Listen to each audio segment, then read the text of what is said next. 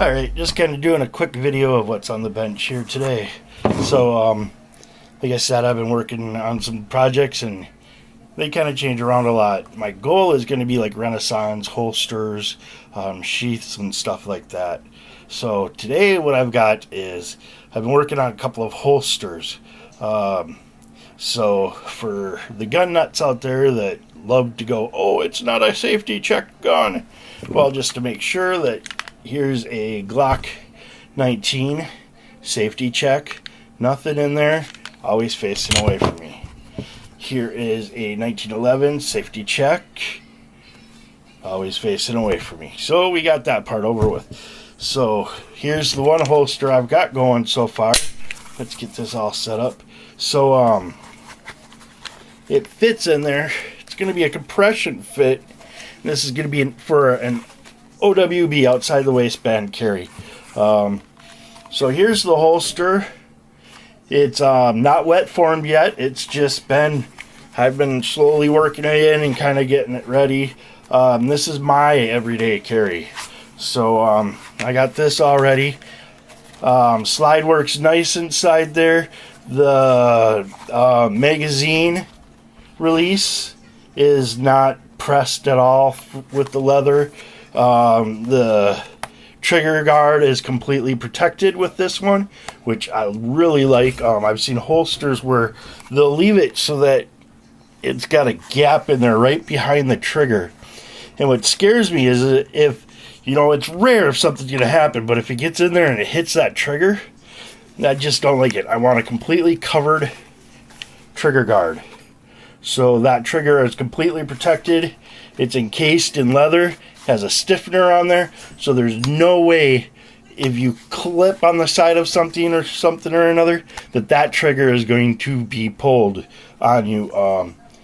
You always carry with one in the chamber. Most people do.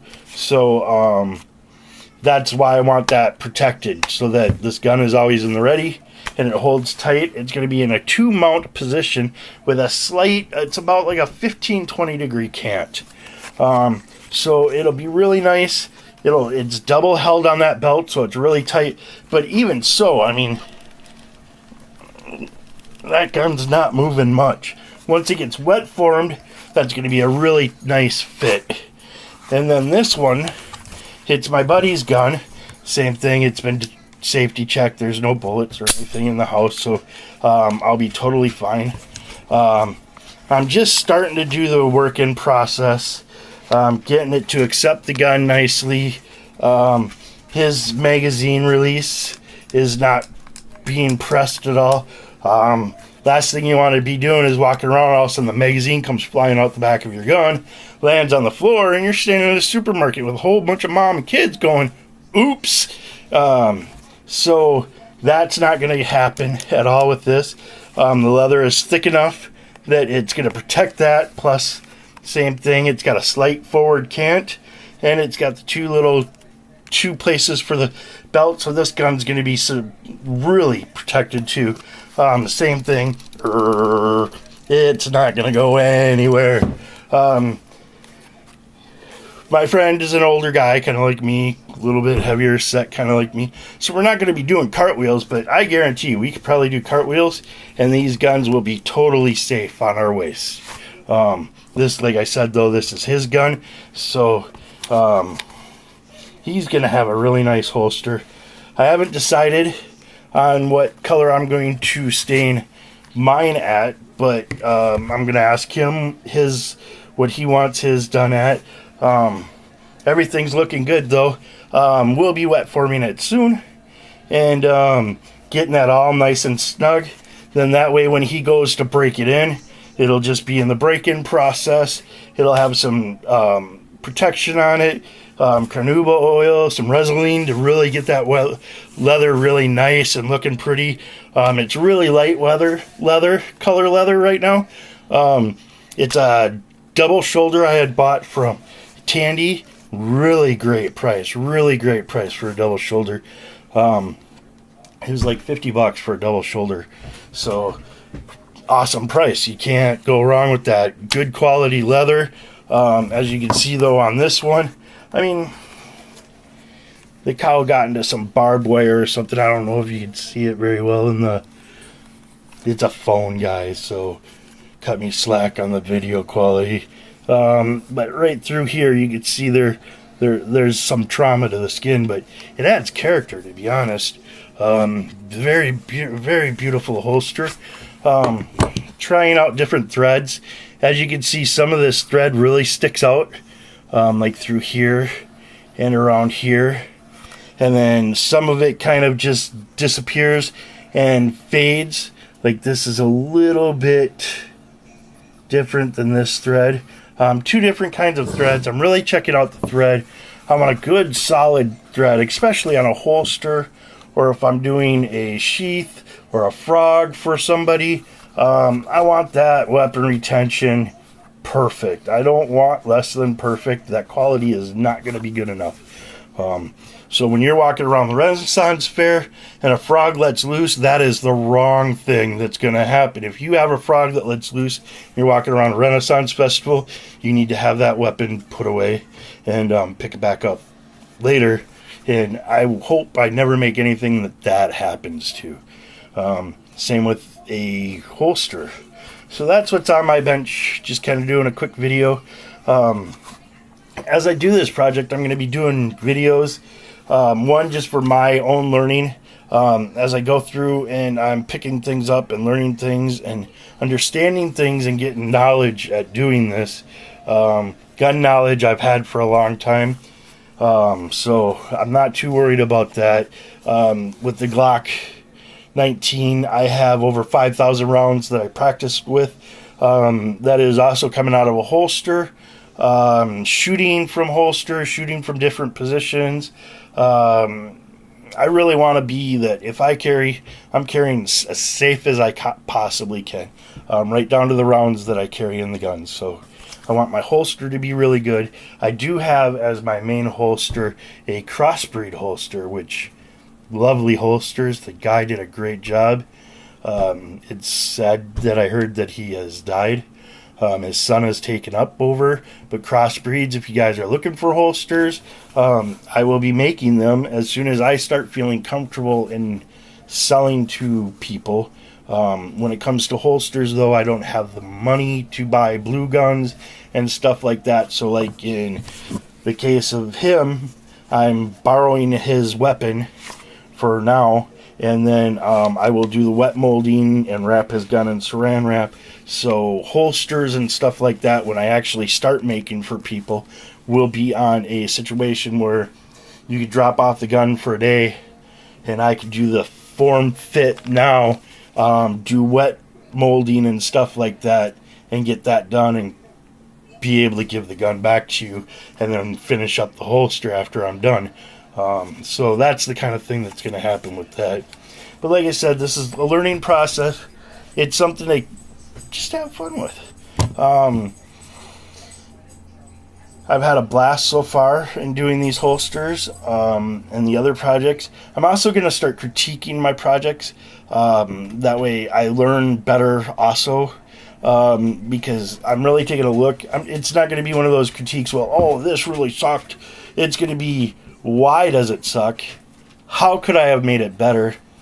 And what I plan on doing in the future so I don't have something like that. So that's what that's going to come down to. It's actually going to be a critique that's helpful. So that's what's on the bench now. If you like the video, go ahead, like it. Subscribe. I've got like 2 people subscribed to me, and they're both gun channels from a long time ago. They're good guys too, so they're awesome. But this way you get to see what I'm doing, keep up with me. If you're a family member and all that, I'll be doing these posts, putting them on Facebook, but on my YouTube channel, I'm going to actually do playlists, and one will be where I critique the other. Another one will be like what's on the bench and what I'm working on. And another one's going to be where I sit down and I actually start putting ideas and formulating my ideas to what I'm building at that point of time. Or for later projects down the road. Like I said, I have a couple sheaths I'm going to be making. My sister had asked for something, so I'm definitely going to try to incorporate something for her into this whole learning process. That way also, when I do it that way, they can give me feedback. Well, I like this, but maybe this could have been, so I can be better at it and just have fun and do a really good job. Like I said, though, holsters I really care about. I'm working hard at making them really good. They fit nice. I like the fit of this so far.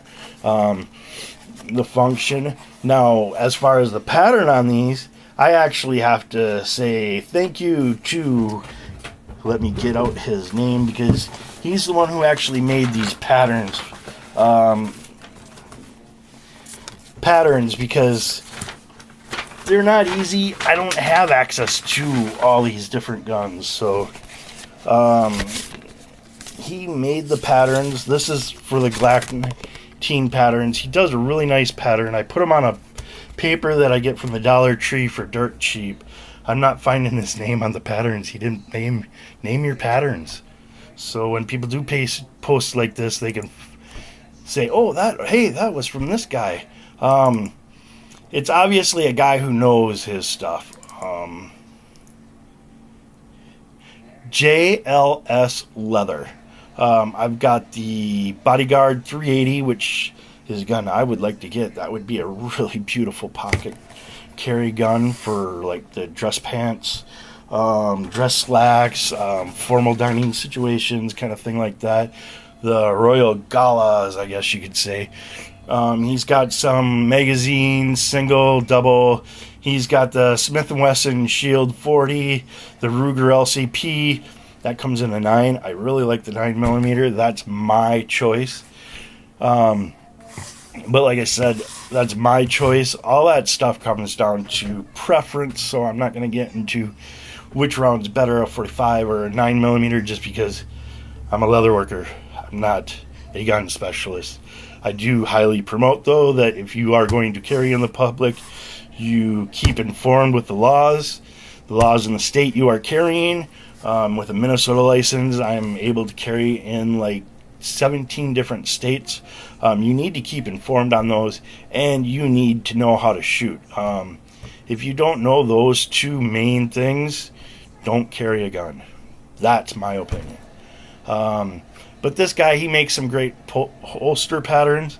I'm using it because my future ideas, since I'm going on what's on the desk kind of thing, I'm thinking about changing this just slightly so that it is my own pattern, and then that this could be a drop leg holster for the shit hit the fan kind of situations. A riot breaks out and you need to get out of that area.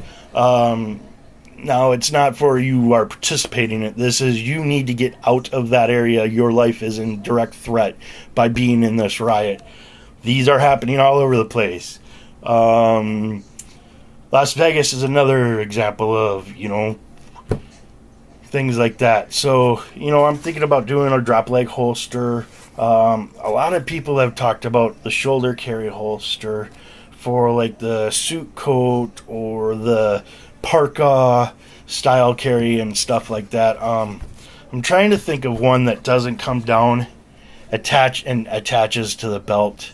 Like I said, though, I'm trying to think of an idea of that one, because that would be cool, but I don't want it to attach to the belt or have a clip in the front so that when your coat is open just a little bit, everybody sees this and they know you're strapped or they've got something on. This is for like, I've got a dress shirt on. I usually don't tuck in my dress shirts.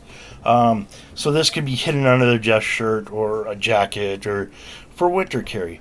My inside the waistband, the Crossbreed, beautiful holster. Love it to death.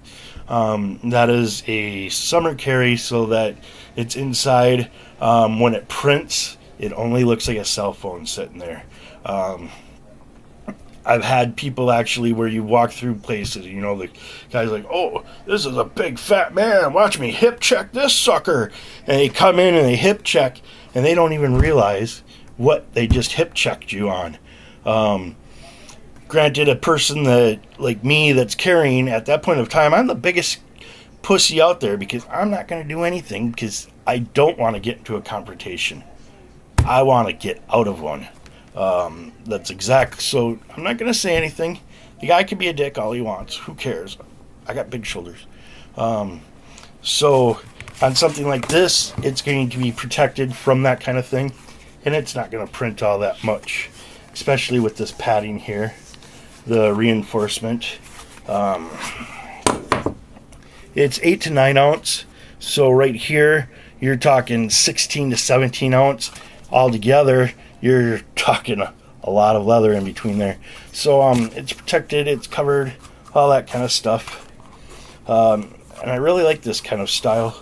I will definitely be, when I actually make my own pattern, I will do something very similar. This guy, JLS, he thought of a lot of stuff. He sat down and there's some thought put into this design. The little strap to protect from, like, me being a bigger guy. I don't have to worry about it pushing into my side too much. It protects me. It's not gonna, my fat won't grab the slide and move the slide, creep the slide up just a little bit. Those in the gun community know what that is all about. I'm not gonna get into it.